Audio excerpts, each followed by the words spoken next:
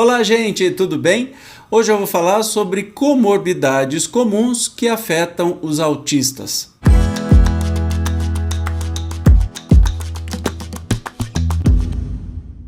E aí, como é que você está? Bem-vinda, bem-vindo ao canal Um Neurodivergente.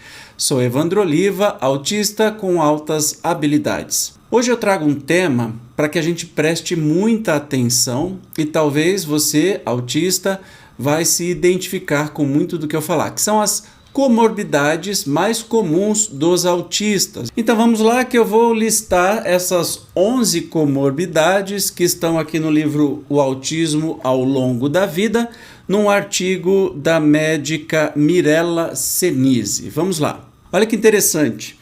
Atualmente, o TEA é considerado um dos mais frequentes distúrbios do neurodesenvolvimento e pode vir acompanhado de outras condições físicas, psiquiátricas e ou cognitivas. Comorbidade é um termo médico que descreve outras condições que podem se manifestar ao TEA. Elas estão presentes em cerca de 70% dos indivíduos com TEA e 48% deles podem ter mais de uma comorbidade. E a presença de um transtorno comórbido tende a deixar o TEA mais severo. Então vamos à primeira comorbidade, epilepsia, que é um distúrbio neurológico definido pela presença de 2 ou mais crises convulsivas não provocadas em um intervalo superior a 24 horas.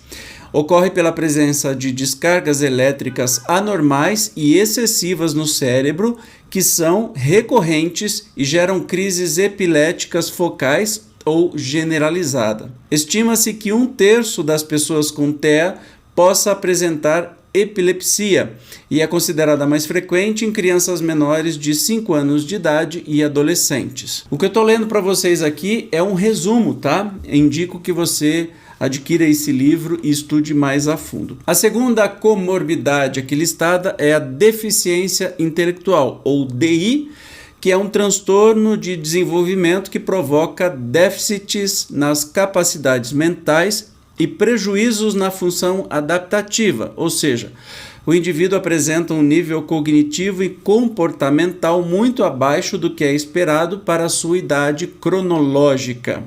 Estima-se que mais de 30% das crianças com autismo também têm deficiência intelectual. A terceira comorbidade é a depressão, que é uma condição que causa sentimentos persistentes de tristeza e ou desesperança, com humor irritável, maior isolamento social e até mesmo pensamentos suicidas. A depressão no autista está relacionada à sensação de não pertencimento, ao sofrimento causado pelo bullying, à rejeição social e à sensação de não suprir as expectativas familiares. À medida que o autista cresce, ano a ano, ele vai se tornando mais consciente de suas diferenças e de sua inabilidade de pertencimento, levando a um risco cada vez maior de depressão, especialmente na adolescência.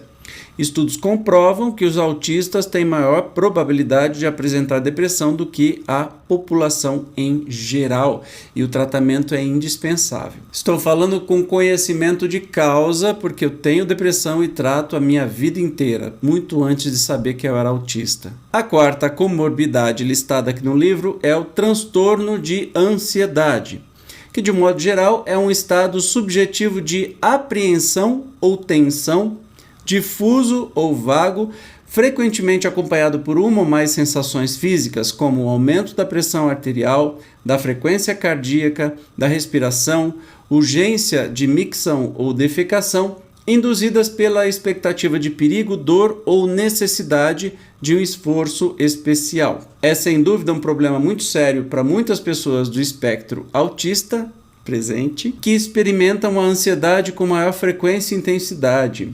Pesquisas mostram que de 40 a 66 pessoas dos autistas apresentam ansiedade. No TEA, as mudanças de rotina, os desafios da interação social e as alterações sensoriais podem gerar ansiedade. Identificar os gatilhos é essencial e, óbvio, o tratamento. De novo, estou falando de experiência de causa. também tenho ansiedade e é das coisas mais comuns, né, da comorbidade mais comum que o autismo causa. Lembrando, autismo não é uma doença, é uma condição, mas pode trazer, né, as crises, pode trazer doenças, no caso, ansiedade. A quinta comorbidade listada é o transtorno de déficit de atenção e hiperatividade, o famoso TDAH. O TDAH e o TEA são transtornos, são neurodivergências. Então, se você tiver o TEA e tiver também o TDAH, você tem a tal chamada dupla excepcionalidade, né?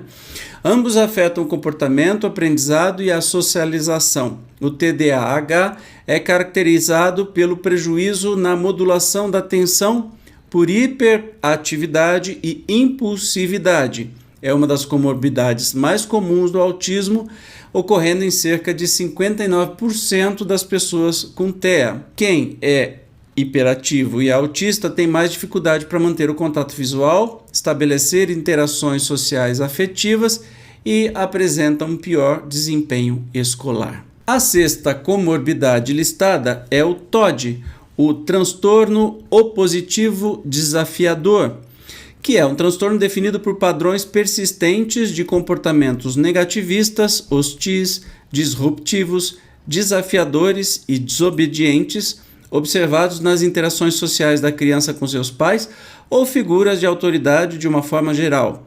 A inabilidade no autocontrole das emoções e dos comportamentos são crianças argumentativas que têm dificuldade em acatar ordens e apresentam grande descontrole emocional diante de suas frustrações. Cerca de 30% das crianças com diagnóstico inicial de TOD evoluirão para o transtorno de conduta na adolescência. Estima-se que entre 16% e 28% dos autistas também tenham TOD. A sétima comorbidade é o transtorno obsessivo compulsivo, o nosso famoso TOC, que é caracterizado pela presença de compulsões e ou obsessões recorrentes que interferem na rotina diária, com prevalência estimada de 9% a 17% nas pessoas que têm TEA. Obsessões são ideias persistentes e recorrentes, pensamentos, impulsos ou imagens que são intrusivas e causam angústia. Esses pensamentos não são desejados ou intencionais e estão fora do controle do indivíduo e indo muito longe, muito além das preocupações ditas normais. As compulsões seguem uma obsessão e não são desejadas ou percebidas como prazerosas. Já as estereotipias são uma forma de autorregulação, são menos sofisticadas e não causam sofrimento para o autista. Então, quem tem TOC é diferente da estereotipia, tá? Porque a estereotipia tem um motivo de ser e ela traz alívio, traz autorregulação. O TOC não, tá? Eu nunca fui atrás disso, mas desconfio que eu tenho um tiquinho aqui de TOC. A oitava comorbidade é síndrome do X frágil, que é uma condição genética de caráter dominante e hereditária, geralmente associada ao TEA. Ocorre por alteração do gene FMR1, localizado no cromossomo X, por isso vem o nome, mais frequente no sexo masculino. 1 para cada 4.000 homens e 1 para cada 6.000 mulheres.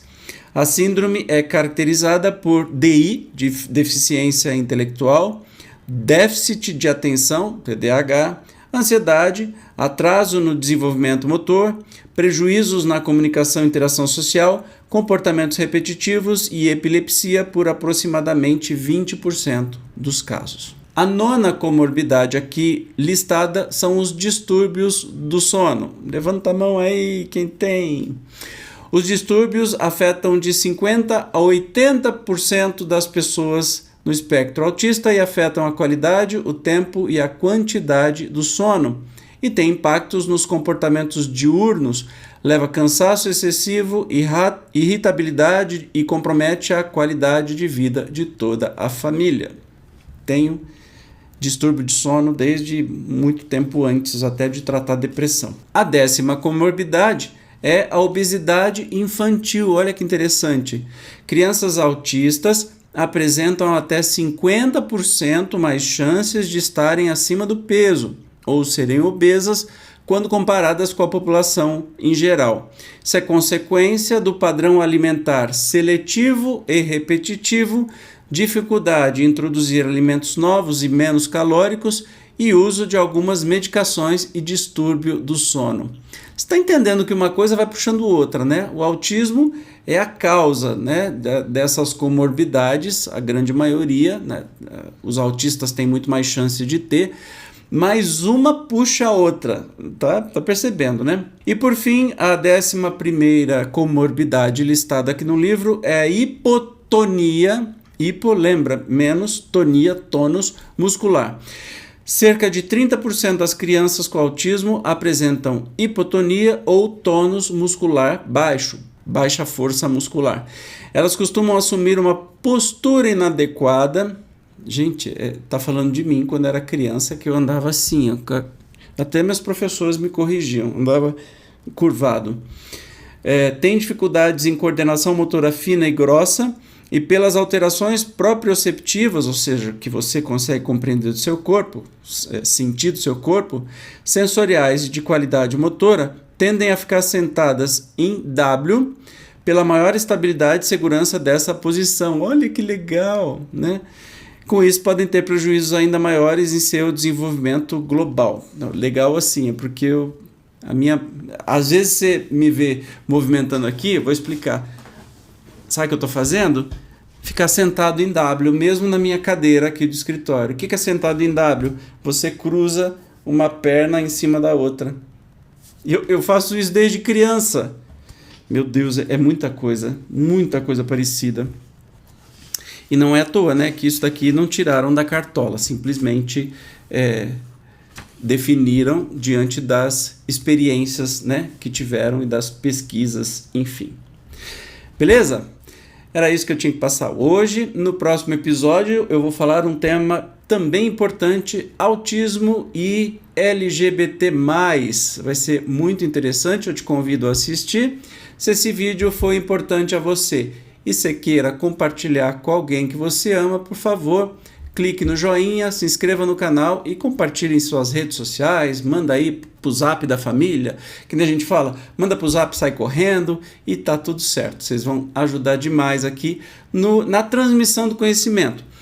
Caso você não saiba, não tenho absolutamente nenhum ganho com estes canais, né, que eu estou mantendo no YouTube, no TikTok. A minha única intenção é dividir o conhecimento que eu tenho e as minhas experiências.